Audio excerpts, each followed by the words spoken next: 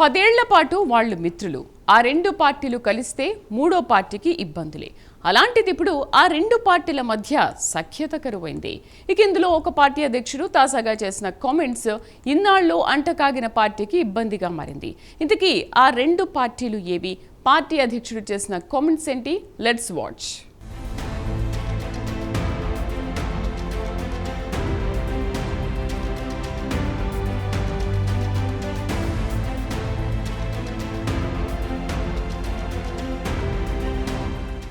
తెలంగాణలో BRS MIM రెండు పార్టీలు ఒకప్పుడు మిత్రులు.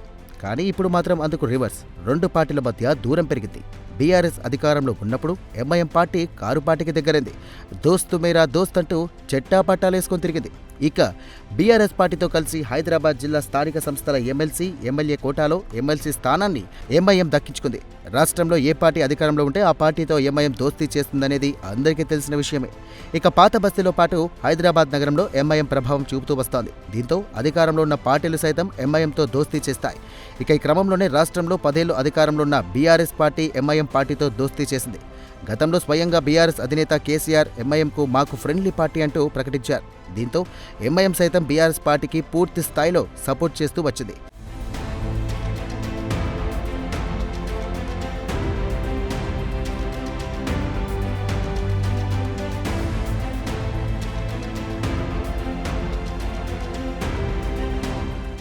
ఇక బీఆర్ఎస్ అధికారంలో ఉన్న 10 ఏళ్లలో మజ్లిస్ పాత బస్తీ బయట పోటీ చేయలేదు. తమ 7 సిట్టింగ్ అసెంబ్లీ స్థానాలతో పాటు రాజేంద్రనగర్లో ఎంఐఎం పోటీ చేసింది. హైదరాబాద్ నగరంలో ఉన్న మిగిలిన స్థానాలతో పాటు రాష్ట్రంలో తమ మైనార్టీ ఓటు బ్యాంకును గులాబీ పార్టీకి ట్రాన్స్ఫర్ చేసింది. కారు స్టీరింగ్ తమ చేతిలోనే ఉందని ఎంఐఎం అధినేత అసదుద్దీన్ ఓవైసీ ఒక సందర్భాల్లో కామెంట్స్ కూడా చేశారు. జీహెచ్ఎంసీ ఎన్నికల్లోనూ గులాబీ పార్టీ మేయర్, డిప్యూటీ మేయర్ పీఠాలను గెలుచుకోవడానికి ఎంఐఎం సహకారం అందిస్తూ ఉంది. ఎంఐఎం పార్టీ పోటీ చేసినటువంటి అసెంబ్లీ స్థానాల్లోనూ బీఆర్ఎస్ పార్టీ నామమాత్రంగా పోటీ అభ్యర్థులను బరిలోకి దింపింది.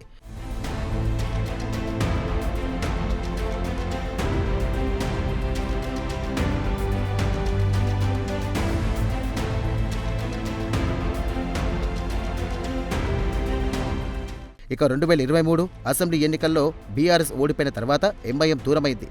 అధికార కాంగ్రెస్ పార్టీతో ఎంఐఎం దోస్తీ చేస్తోంది. ఇక సీఎం రేవంత్ రెడ్డిని ఎంఐఎం నేతలు అసదుద్దీన్ ఓవైసీ, అక్బరుద్దీన్ ఓవైసీ పలుసార్లు కలిశారు.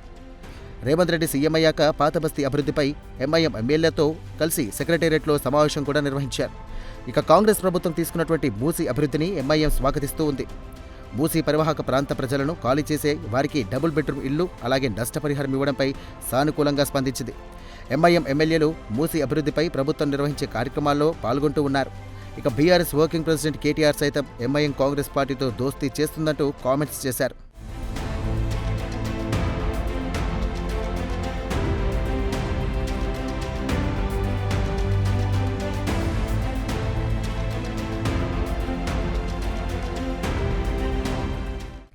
ఇదంతా బాగున్నా ఇప్పుడు ఎంఐఎం అధినేత అసదుద్దీన్ ఓవైసీ గులాబీ పార్టీపై చేసిన కామెంట్స్ పొలిటికల్ సర్కిల్స్లో హాట్ టాపిక్గా మారాయి.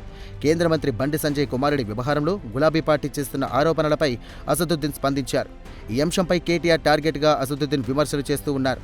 ప్రస్తుతం బీఆర్ఎస్ పార్టీని నడుపుతున్న వారు జ్ఞాపకశక్తి కోల్పోయారని, వెంటనే బీఆర్ఎస్ పార్టీని కేసీఆర్ తన చేతుల్లోకి తీసుకోవాలంటూ ఆయన చేసిన వ్యాఖ్యలు చర్చనీయాంశంగా మారాయి. ఇక బీఆర్ఎస్ అధికారంలో ఉన్నప్పుడు ఓ బోర్డు చైర్మన్ కుమారుడి విషయంలో వచ్చిన ఆరోపణలపై అప్పటి బీఆర్ఎస్ ఏం చర్యలు తీసుకున్నారంటూ ప్రశ్నించారు. దీంతో ఎంఐఎం బీఆర్ఎస్ పార్టీ మధ్య గ్యాప్ ఉందనే విషయంపై మరోసారి క్లారిటీ వచ్చింది.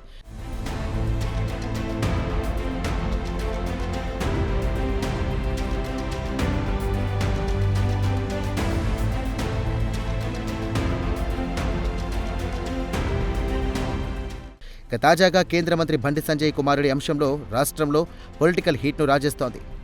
గతంలో కేటీఆర్ టార్గెట్గా బండి సంజయ్ చేసిన కామెంట్స్కు ఇప్పుడు బీఆర్ఎస్ నేతలు బదులు తీర్చుకుంటున్నారు. బండి సంజయ్ కుమారుడి అంశాన్ని రాజకీయంగా వాడుకుంటూ ఉన్నారు. బండి సంజయ్ కుమారుడిని అరెస్టు చేయాలంటూ ఆందోళనలు చేస్తూనే ఉమెన్ కమిషన్, అలాగే బాలల హక్కుల కమిషన్కు కూడా ఆశ్రయించారు.